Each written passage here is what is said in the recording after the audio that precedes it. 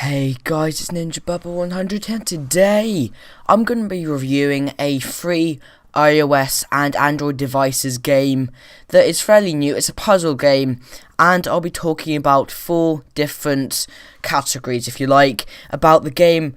I'll be talking about the overall objective of the game, how fun the game is, the features, and the overall quality of the game. So without further ado, let's begin with the objective.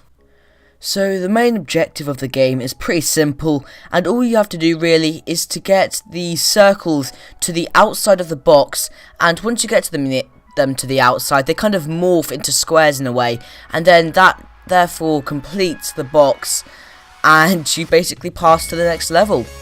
However, it all kind of sounds pretty easy, right? However, the fact that there's limited lives, and that you've got a limited amount of moves, and that when you actually move the ball, it doesn't actually stop until it hits something, so you can't control how far the ball actually goes. It has to actually hit something before it stops. So, how fun actually is it?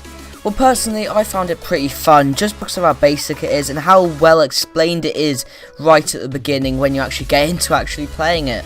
And that's kind of something I liked, and the fact that it was well explained meant that it was just easy to get on with trying to complete all these levels, and I wasn't just trying to think, and I wasn't confused what the hell I'm actually doing. So that was actually quite something I quite liked about it. Something else that I kind of really liked about it was the fact that because it was so simple, made it a really casual game. It wasn't something that I got kind of annoyed about or anything like that, or anything that frustrated me too much. It was just right, I think. And the fact that, because like with the heart system, because you've got a limited amount of lives, meant that you're going to run out eventually if you do end up messing up or something like that. But the fact that it regens after about 5 minutes meant that I had time to, like, just think about it if I really wanted to find out or get to the bottom of this or get to the bottom of it. So the 5 minutes let me kind of, just let me think about it, and at that point I had kind of gotten an idea of maybe something I should do next, which I quite liked.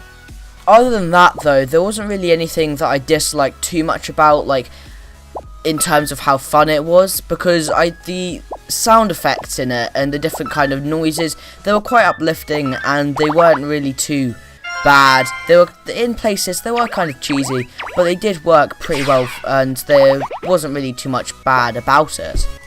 So throughout the app, there are a few simple features. There's the retry button, there's the undo button, which is around the little heart at the bottom middle, and that's something I found pretty useful if you wanted to undo a step, but of course there's only limited amounts of them. There's a limited amount of lives, obviously, and a limited amount of moves, which works pretty well, I guess, in making it so then the game was a bit more difficult. But other than that, it's a fairly simple app, so there wasn't really much need for many complicated features.